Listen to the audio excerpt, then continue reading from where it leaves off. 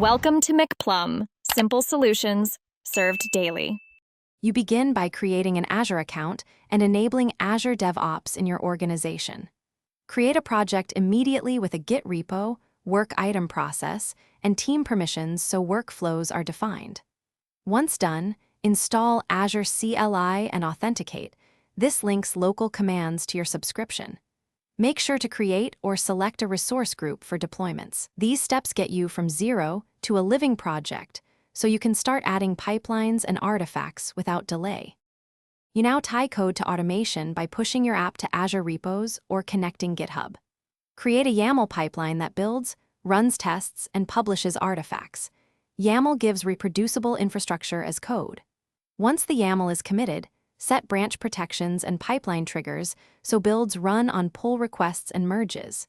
Make service connections for your Azure subscription and container registry, and store secrets in secure pipelines variables. These middle steps automate delivery and keep environments consistent across teams. You finish by creating a release path. Deploy to staging first, validate, then promote to production using stages or YAML CD. Once deployed, monitor using pipeline logs, application insights, and container or VM logs to confirm behavior. If something fails, rerun the failed stage to capture full logs, verify service connection permissions and variable group values, and ensure your resource group and subscription quotas are not exceeded. One key tip: check access scope and secrets first. They cause most deployment failures. Thanks for watching. Stay juicy and subscribe.